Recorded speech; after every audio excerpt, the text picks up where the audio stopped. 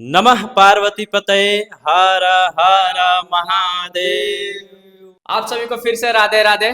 मैं हूं आकाश और मेरा कास्ट है पॉडकास्ट। तभी हमारे साथ फिर से जुड़ रहे हैं हमारे बड़े भाई। तो आज चर्चा होने वाली है 2025 जाते जाते हम लोगों को क्या सिखाया और 2025 में क्या पाया और क्या खोया। नमस्कार, मेरा नाम अमित कुमार और आप लोग आज देख रहे हैं मिस्टर आकाश। इस चैनल को सब्सक्राइब कीजिएगा। और आज हम लोग ये जानेंगे कि 2025 में हम लोगों ने क्या सीखा। तो सबसे पहले 2026 आ रहा है और 2025 अंतिम समय चल रही है, बीत रहा है, अब जा रहा है। तो इस पे हम लोग एक शंकर भगवान पे कविता है उसको पढ़ेंगे और उसके बाद इस पे हम लोग कौन कौन सा जो घटनाएं घटी है उस पर चर्चा करेंगे। तो आइए हमारे बड़े भाई एक शिव जी पे शायरी बोलेंगे, तो आइए इनका शायरी हम सुनते हैं और अभिवादन करते हैं। 2025 बीत रहा है, इस पे हम लोग शंकर भगवान का नाम लेकर इसको अलविदा कहेंगे। और जो समय आ रहा है 2026 जो आ रहा है उस पे भी एक कविता होगा जो हनुमान जी पे होगा। तो अभी हम लोग फर्स्ट शंकर भगवान पे कविता पढ़ते हैं कि वो महाकाल, वो महारुद्र, वो महाशांत, वो महाक्रोध, वो सत्य सनातन ज्ञान रूप, वो परम ज्योति का भी स्वरूप, कर्पूर अंग धर भस्म संग, वो पंचमुखी उत्तम प्रसंग, वो एकमात्र पर सर्वव्याप्त, वो परम पुरुष है पर्याप्त, वो सर्वयोनि उद्धार द्वार, इस अखिल विश्व का एक सार, वो प्रखर तेज धन अंधकार, वो महासिंध का तेज ज्वार, वो एक शब्द कुल वेद ज्ञान, दिनकर में स्थित तापमान, उसमें ही सबका समावेश है, शून्य समाहित शून्य शेष, लोचन में ज्वाल समाहित है, जगती का ताप प्रवाहित है, नर्तन से डोले महाकाश, हर दिशा प्रलय का अट्टहास, धरचंद्र शीश अरुगंग जटा है, अद्भुत रूप विराट छटा, कि जब कालकूट विस्पान किया तब नीलकंठ जग नाम लिया। क्या इन्होंने शिव जी पे शायरी कही है? तो आइए शिव जी का वंदन सुनने के बाद से इनसे पहला सवाल किया जाता है कि 2025 में हम लोगों ने क्या खोया है। 2025 की जहाँ तक बात है, 2025 की शुरुआत, किसी भी साल की शुरुआत अच्छे से ही होता है, लेकिन 2025 की शुरुआत भी अच्छे से हुआ।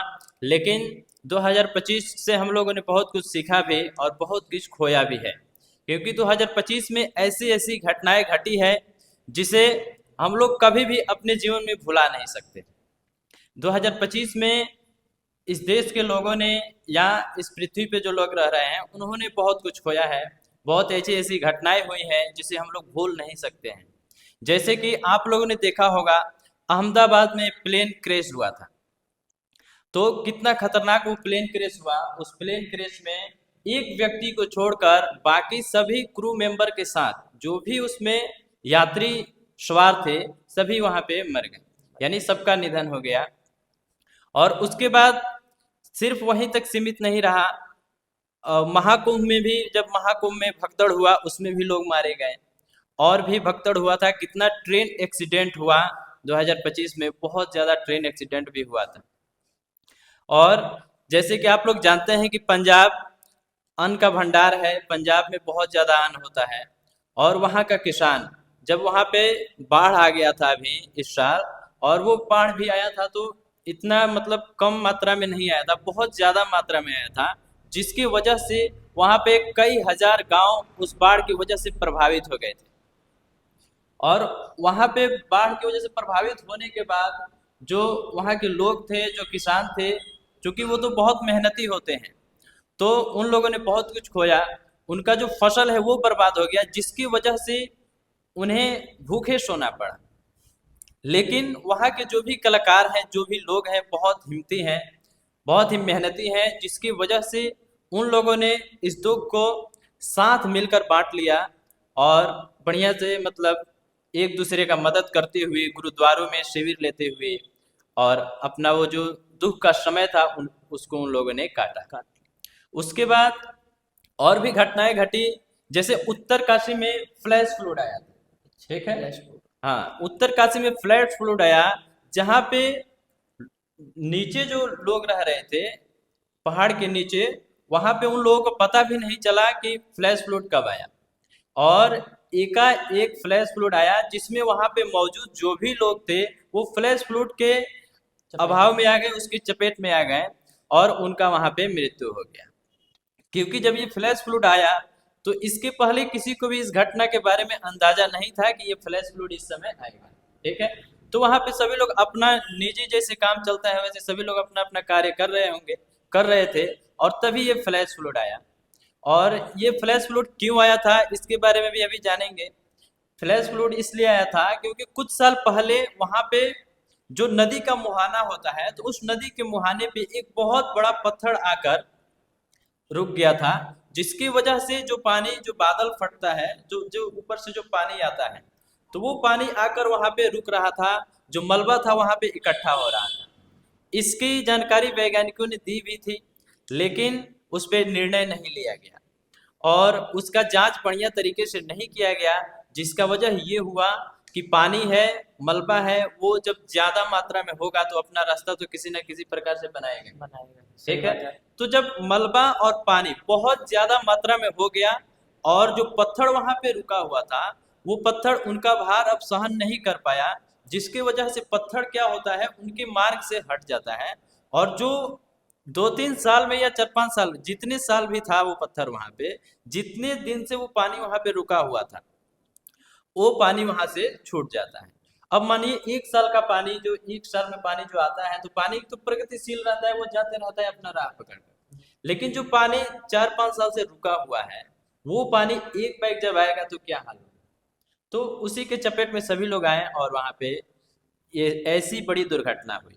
उसके बाद हिमाचल प्रदेश में भी बहुत बार, लगभग 51 बार से ज्यादा बादल फटे और वहां भी फ्लैश फ्लड आया। वैष्णो माता के धाम में भी एक रोड है, वहां पे भी फ्लैश फ्लड आया था, जिसकी वजह से कुछ लोगों को वहां पे परेशानी का सामना करना पड़ा। तो इस साल हम लोगों ने क्या क्या खोया अभी जाना, और भी दुर्घटनाएं हुई हैं जिसके बारे में अभी मतलब कुछ हम लोग जाने हैं, और जिसके बारे में अभी हम लोग चर्चा नहीं कर पा रहे हैं, क्योंकि इतना घटनाएं घटी हैं जिसको हम लोग गिनती कर भी लें लेकिन वो नहीं हो पाता है।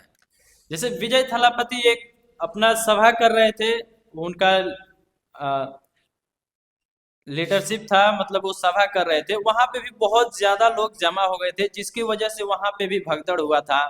अल्लू अर्जुन का फिल्म रिलीज हुआ था, वहां पे भी भगदड़ हुआ, उसमें भी कुछ लोग मारे गए। तो ये जो थी वो 2025 की कुछ ऐसी घटनाएं थी जिसको हम लोगों ने देखा, और ये घटनाएं शायद हम लोग कभी नहीं भूल पाएंगे। तो चर्चा करेंगे तो चर्चा करते करते कितना समय लग जाएगा, इसलिए छोटी छोटी जो मेन मुद्दे वाली बात है उसी को हम लोगों ने रखा। तो हम लोगों ने ये जाना कि 2025 में हम लोगों ने क्या खोया, कुछ विशेष बातें बताई गई, लेकिन अब जानेंगे 2025 में हम लोगों ने पाया क्या। तो 2025 में हम लोगों ने क्या पाया, तो देखिए, जो भी दुर्घटनाएं होती हैं, जो भी हमारे जीवन में समस्याएं आती है, वो हमको कुछ ना कुछ सिखाने के लिए आती है, हमें सचेत करने के लिए आती है। तो उन दुर्घटनाओं से सीख कर हमें अपने आगे के जीवन कैसे निर्वाह करना है उसके बारे में सोचना चाहिए। तो जो भी दुर्घटनाएं हमारे पीछे घटे उसके बारे में आकलन करना चाहिए, और फिर से वो दुर्घटना कभी न घटे उसके बारे में हम लोग को शोध करना चाहिए, उसके बारे में सोचना चाहिए। तो जैसे कि अभी आप देखे होंगे कि अरावली पर्वत को काटने का जो कोर्ट ने आदेश दिया था, तो कोर्ट का आदेश भी स्पष्ट था। कोर्ट भी ये चाहता था कि जो वहाँ पे माफिया लोग हैं, जो यानी जो छुप छुप कर पहाड़ को कटाई करते हैं, उनके उनके पहाड़ को काटने को रोकने के लिए कोर्ट का ये आदेश आया था। लेकिन लोगों ने इसका विरोध किया और अभी जो है कोर्ट उस पर स्टे लगा चुका है, तो वो रुका।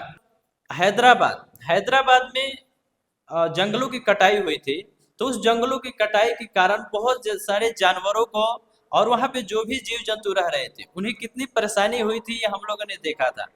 जब जंगल कटता है तो सिर्फ जानवरों को ही परेशानी नहीं होती है, हमें भी परेशानी होती है। हम शहरीकरण के नाम पर जंगल को तो काट देते हैं, लेकिन उसके बाद वहां पे जब जंगल को काटेंगे, पेड़ पौधे कटेंगे, तो ऑक्सीजन की मात्रा कम होगी। तो जब ऑक्सीजन की मात्रा कम होगी तो फिर पोल्यूशन बढ़ेगा। पोल्यूशन बढ़ेगा तो आप लोग आज देख रहे हैं कि दिल्ली में कैसा हाल है, कितना ज्यादा पोल्यूशन हो गया है, जिसे कम करना असंभव लग रहा है। ठीक है, तो इसके लिए हमें क्या करना चाहिए, हमें इसके लिए ये करना चाहिए कि पेड़ पौधे ज्यादा से ज्यादा लगाएं और जंगलों की कटाई न करें। जंगल की कटाई नहीं करेंगे तो ऑक्सीजन का मात्रा ज्यादा होगा और जो पोल्यूशन है वो बहुत कम मात्रा में होगा। और भी जैसे कि 2025 में हम लोगों ने क्या सीखा, इस पे आप क्या कहना चाहते हैं।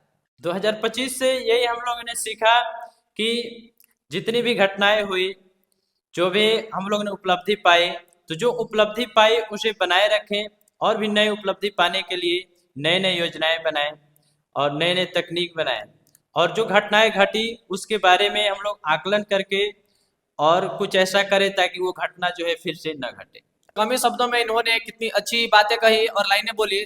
2025 की तो बातें हो गई, अब आने वाली साल हमारी 2026 में हम लोगों को क्या चीजें अपनाना चाहिए और क्या करना चाहिए जिससे कि हमारा पूरा साल अच्छा बीते।